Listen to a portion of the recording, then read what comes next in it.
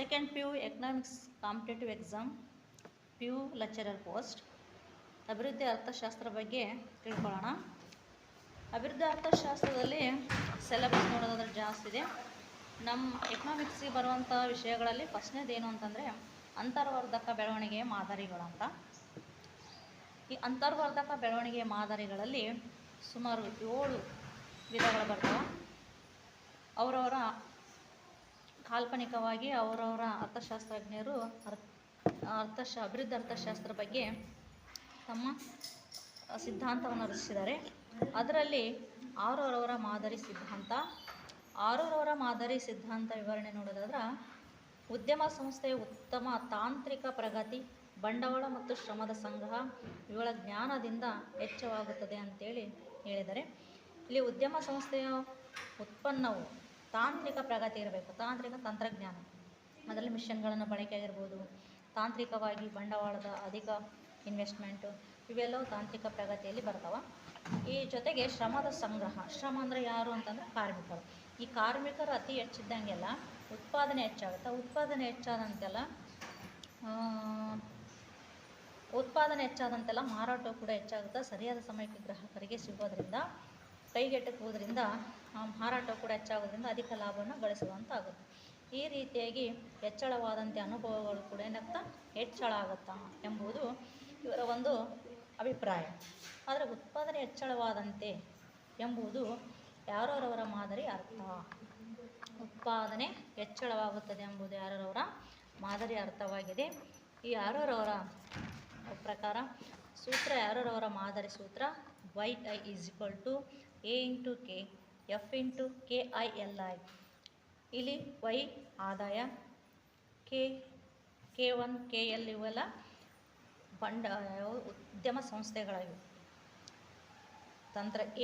Y ಉದ್ಯಮ ಸಂಸ್ಥೆಯ ಉತ್ಪನ್ನ, K ತಂತ್ರಜ್ಞಾನದ ಪ್ರಗತಿ, K ಬಂಡವಾಳದ ಒಟ್ಟು ಸಂಗ್ರಹ, F ಚಲಕಗಳ ನಡುವಿನ ಅಂತರ, K ಬಂಡವಾಳದ ಸಂಗ್ರಹ, LI ಶ್ರಮದ ಸಂಗ್ರಹ, K ಕ್ಯಾಪಿಟಲ್, L ಲೇಬರ್ ಅಂತೇಳಿ ಸಾಂಕೇತಿಕವಾಗಿ ನಾವು ಅದನ್ನು ಗುರುತಿಸ್ತೀವಿ. ಯಾರವರ ಮಾದರಿ ಸಿದ್ಧಾಂತ ಇದು ಒಟ್ಟಿನಲ್ಲಿ ಅನುಭವಗಳು ಹೆಚ್ಚಳವಾಗಬೇಕಾಗಿತ್ತಂತಂದ್ರೆ ಉದ್ಯಮ ಘಟಕಗಳು ಉತ್ಪಾದನೆಯನ್ನು ಕೂಡ ಹೆಚ್ಚು ಮಾಡಬೇಕಾಗುತ್ತೆ. ಕಾರ್ಮಿಕರು ಕೂಡ ಹೆಚ್ಚೆಚ್ಚು ನೇಮಕವನ್ನು ಮಾಡಿಕೊಳ್ಳುವುದರಿಂದ ಉತ್ಪಾದನೆ ಪ್ರಮಾಣ ಹೆಚ್ಚಾಗುತ್ತೆ ಅನ್ನುವಂಥದ್ದು ಇವರ ಒಂದು ಪ್ರಮುಖವಾಗಿರ್ತಕ್ಕಂಥ ಉದ್ದೇಶ. ಇದರಲ್ಲಿ ಏನೇನು ಅಂಶಗಳು ಒಳಗೊಂಡಿವೆ ಇವರ ಒಂದು ಯಾವುದು ಸಿದ್ಧಾಂತದಲ್ಲಿ ಅಂತಂದರೆ, ಸಂಸ್ಥೆಗಳು ಉತ್ಪಾದನೆಯಲ್ಲಿ ತೊಡಗಿದಾಗ ಯಂತ್ರಗಳನ್ನು ನಿರ್ವಹಿಸುವುದು, ಪ್ರಕ್ರಿಯೆಯನ್ನು ನಿರ್ವಹಿಸುವುದು, ಗ್ರಾಹಕರ ಅಗತ್ಯಗಳನ್ನು ಅರ್ಥ ಮಾಡಿಕೊಳ್ಳುವಲ್ಲಿ ಅನುಭವವನ್ನು ಪಡೆಯುತ್ತವೆ ಅಂತ. ಈ ಸಂಸ್ಥೆಗಳು ಉತ್ಪಾದನೆಯಲ್ಲಿ ತೊಡಗಿದಾಗ ಅಂತಂದರೆ ಯಂತ್ರಗಳು ನಿರ್ವಹಿಸುವುದು, ಸಂಸ್ಥೆಗಳಂತಂದರೆ ಉದ್ಯಮ ಸಂಸ್ಥೆಗಳು. ಈ ಉದ್ಯಮ ಸಂಸ್ಥೆಗಳು ಉತ್ಪಾದನೆ ತೊಡಗಿದಾಗ ಯಂತ್ರಗಳನ್ನು ಜಾಸ್ತಿ ಬಳಸುವುದರಿಂದ ಏನಾಗುತ್ತೆ ಅಂತಂದರೆ ಉತ್ಪಾದನೆ ಪ್ರಮಾಣ ಹೆಚ್ಚಾಗೋದ್ರಿಂದ ನಿರ್ವಹಿಸುವುದು ಮತ್ತು ಗ್ರಾಹಕರ ಅಗತ್ಯಗಳನ್ನು ಅರ್ಥ ಮಾಡಿಕೊಳ್ಳುವಲ್ಲಿ ಇದು ಹೆಚ್ಚು ಉಪಯುಕ್ತವಾಗಿರ್ತಕ್ಕಂಥದ್ದು. ಅಂದರೆ ಯಾವ ಗ್ರಾಹಕರಿಗೆ ಆ ವಸ್ತುಗಳು ಬೇಕು, ಆ ಗ್ರಾಹಕರು ಯಾವ ವಸ್ತುಗಳ ಅನುಭವದಿಂದ ಹೆಚ್ಚು ತೃಪ್ತಿಯನ್ನು ಪಡೀತಾರೆ ಅನ್ನುವುದನ್ನು ಆಧಾರದ ಮೇಲೆ ಉತ್ಪಾದನೆಯನ್ನು ಕೈಗೊಳ್ಳಬೇಕನ್ನುವಂಥದ್ದು ಇವರ ಒಂದು ಉದ್ದೇಶ. ನೆಕ್ಸ್ಟ್, ಅನುಭವವು ಕೌಶಲ್ಯ, ಜ್ಞಾನ, ನಾವೀನ್ಯತೆಯ ಸಾಮರ್ಥ್ಯಗಳನ್ನು ಹೆಚ್ಚಿಸುತ್ತದೆ. ಅನುಭವ, ಕೌಶಲ್ಯ, ಜ್ಞಾನ ಅಂದರೆ ಅವರು ಉತ್ಪಾದಿಸ್ತಕ್ಕಂಥ ವಸ್ತುಗಳ ಮಾಡರ್ನಿಟಿ ಅಂತೇಳಿ ಕೂಡ ಕರಿಬೋದು. ನಾವೀನ್ಯತೆ ಅಂದರೆ ಹೊಸ ವಸ್ತುಗಳ ಉತ್ಪಾದನೆ ಸಾಮರ್ಥ್ಯ. ಇವುಗಳನ್ನು ಹೆಚ್ಚಿಸುವುದರಿಂದ ಸಂಸ್ಥೆಗಳ ಅಡೆತಡೆಗಳು ಮತ್ತು ದಕ್ಷತೆಯನ್ನು ಗುರುತಿಸಲು ಮತ್ತು ಉತ್ಪಾದನೆಯನ್ನು ಸುಧಾರಿಸಲು ಸಾಧ್ಯವಾಗುತ್ತೆ ಅನ್ನುವಂಥದ್ದು ಇವರ ಒಂದು ಉದ್ದೇಶ. ಅಡೆತಡೆಗಳು ಅಂತಂದರೆ ಸಮಸ್ಯೆಗಳು, ಒಂದು ಉದ್ಯಮ ಸಂಸ್ಥೆಯಲ್ಲಿರ್ತಕ್ಕಂಥ ಸಮಸ್ಯೆಗಳಿಗೆ ಗುರುತಿಸಲು, ಅವುಗಳನ್ನು ಗುರುತಿಸಿ ಸರಿಯಾದ ಪರಿಹಾರವನ್ನು ಕೈಗೊಳ್ಳುವುದು ಸಾಧ್ಯ ಆಗುತ್ತೆ ಅನ್ನುವಂಥದ್ದು ಇವರೊಂದು ಅನಿಸಿಕೆ.